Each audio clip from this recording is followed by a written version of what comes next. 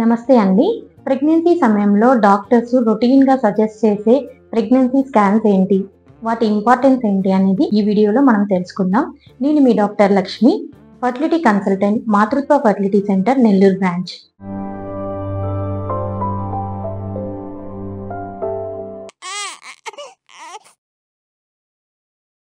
Pregnancy నిలిచిన తర్వాత first చేసే స్కాన్ని డేటింగ్ స్కాన్ అంటారు. దీన్ని 7 నుంచి 9 వారాల టైంలో మనము సజెస్ట్ చేస్తాము. దీని సిగ్నిఫికెన్స్ ఏంటంటే ప్రెగ్నెన్సీ ఎక్కడ నిలిచింది, గర్భసంచిలో ఉందా, లేకపోతే సర్విక్స్, ట్యూబ్స్, ఓవరీస్, లేకపోతే అబ్డామినల్ పొట్టలో ఇంకెక్కడైనా ప్రెగ్నెన్సీ అనేది నిలిచిందా అని లొకేషన్ ఆఫ్ ప్రెగ్నెన్సీని తెలుసుకోవడం కోసం ఈ స్కాన్ చేస్తాము.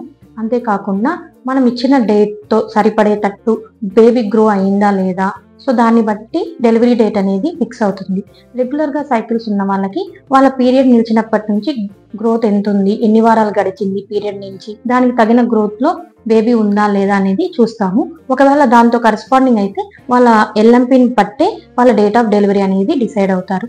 ఇర్రెగ్యులర్ సైకిల్స్ ఉన్న వాళ్ళకి ఇది వేరీ అవుతుంది. సో స్కాన్లో బేబీ గ్రోత్ని బట్టి వాళ్ళ డెలివరీ డేట్ అనేది ఫిక్స్ అవుతుంది. ఆ తర్వాత 7 to 9 వీక్స్ టైంకి హార్ట్ బీట్ అనేది బేబీకి వచ్చి ఉండాలి. సో బేబీకి హార్ట్ బీట్ వచ్చిందా లేదా అనేది, సింగిల్ బేబీనా, ట్విన్స్ కానీ, ట్రిప్లెట్స్ కానీ అలాంటివి ఏమన్నా ఉన్నాయా అనేది ముందుగానే ఈ స్కాన్లో మనం చూసుకోవడం ద్వారా మేనేజ్మెంట్ అనేది డిఫర్ అవుతుంది. సో వీటన్నిటిని తెలుసుకోవడం కోసం డేటింగ్ స్కాన్ని 7 to 9 వీక్స్ సమయంలో సజెస్ట్ చేస్తుంటాము.